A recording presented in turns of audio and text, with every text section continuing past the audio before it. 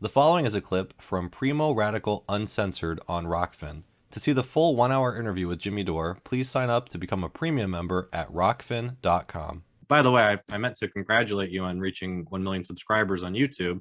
I mean, Oh, thank you. you have a huge audience and you really resonate with a lot of people. And obviously, that's because you're funny and you have great guests and do a good show. But I think it speaks volumes that they all go after you in particular. So I think that you really must be hitting a nerve with them, and not just people at TYT, but again, like people like Ryan Grim and all these these bread tubers. Like they just seem to all have it out for you in particular, you and Glenn Greenwald.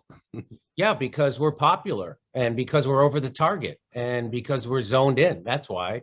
And because we're done with the duopoly. They've got to keep you invested in voting Democrat. And when I come along and tell you to stop doing that, that's a real danger for them.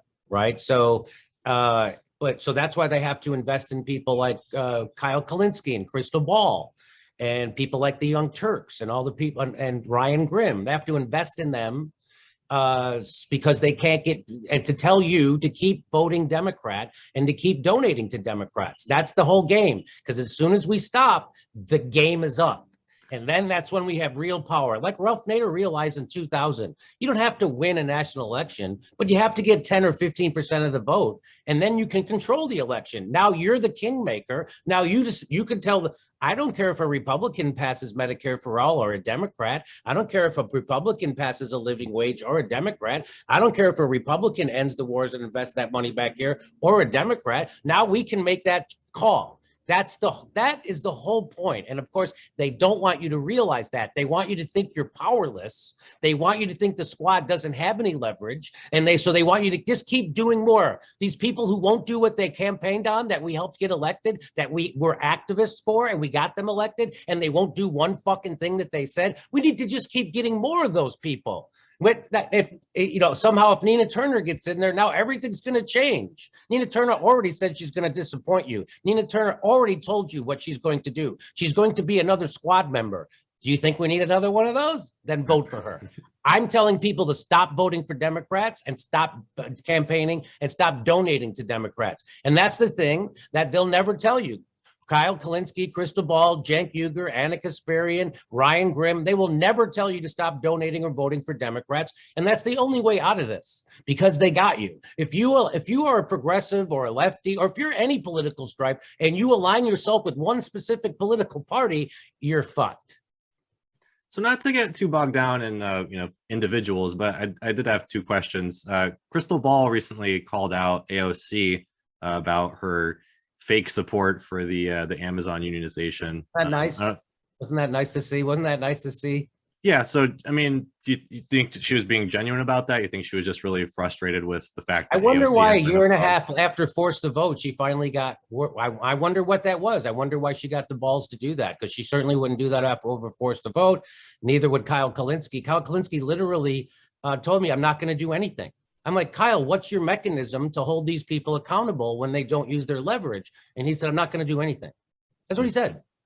You see, he didn't do anything. In fact, he went the other way and he told people that we need to be nicer and that Jimmy Dore's approach of pressuring politicians is the wrong approach. We have to nice politicians.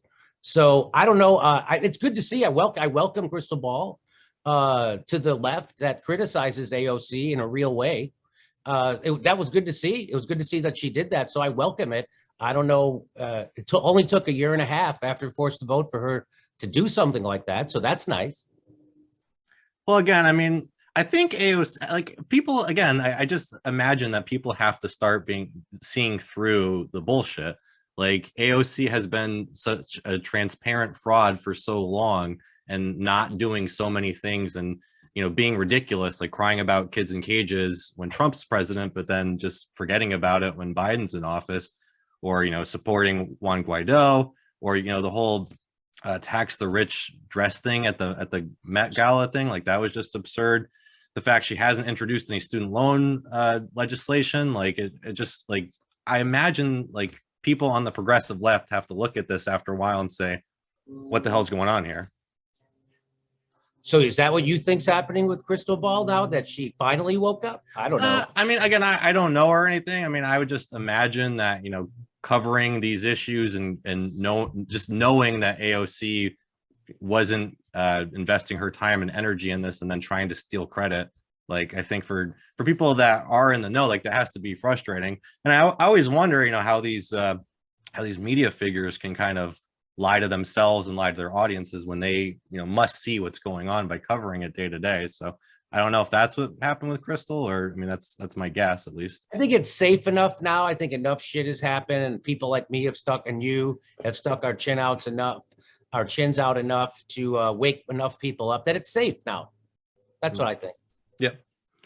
And then I just have to add, this is really random, but I saw Ryan Grim retweeted you because you were making a statement about what Will Smith did slapping Chris Rock, and Ryan Grim retweeted you and said that you were right about that. I don't know if you saw that, if you had. Yeah, I did. I saw somebody sent it to me. I don't check my mentions on Twitter, so I don't see something unless someone sends it to me. Usually, if I see something, it's an accident.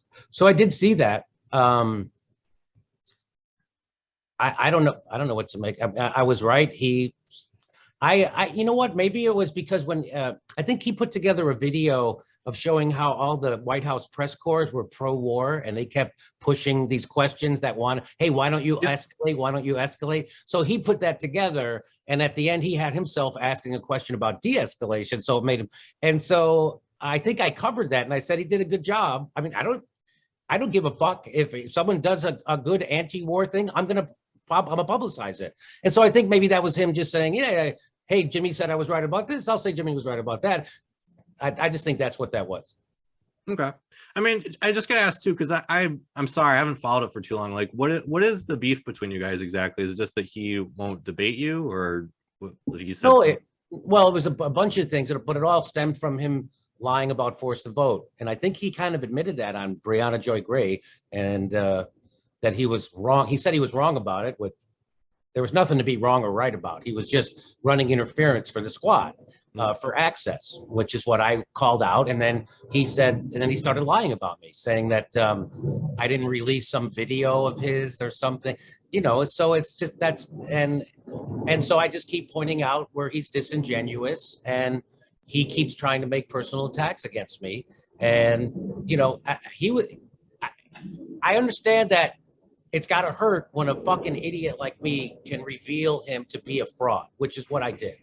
So he did not come out of Force the Vote with his integrity intact. Neither did David Sirota when he came on my show and lied that McCarthy could become speaker and was screaming at me about it. And then he said, he lied and said I doctored a video, which I didn't. And so that's the process. So I forget what the question was now.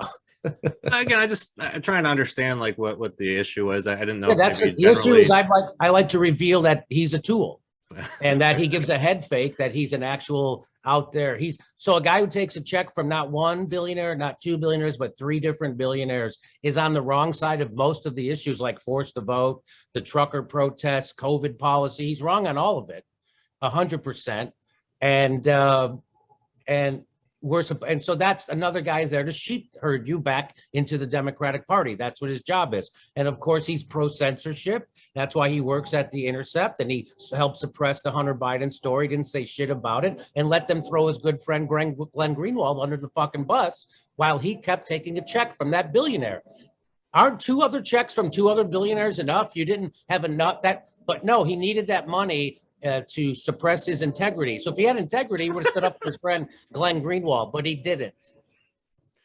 Well, just getting back to censorship, I just need to ask, like, you know, again, it seems like it's been getting worse and worse, like you and others have been predicting for a while. Like, do you see this as just continuing? Because we're really reaching a breaking point now where, you know, I don't know how much worse it can really get. Like, are we just going to start seeing mass deplatforming? Are we going to see people being prosecuted like Julian Assange for saying certain things, or just where do you see this going? We're already seeing mass deplatforming. They took Pulitzer Prize winning Chris Hedges off YouTube. He's gone. Yep. They did the same thing to Abby Martin. They did the same. They're doing it to they did it to Lee Camp. They're doing it. They're mass deplatforming everybody. They put they scared us. They tried to warn. They've certainly got us scared at YouTube, my channel. They disingenuously gave us some kind of, it wasn't a strike, but they gave us a warning or something. And it was bullshit. It was a bullshit warning. It was about... Thanks for watching. Again, to see the full 1-hour interview with Jimmy Dore, please go to rockfin.com/primo radical and sign up to become a premium member.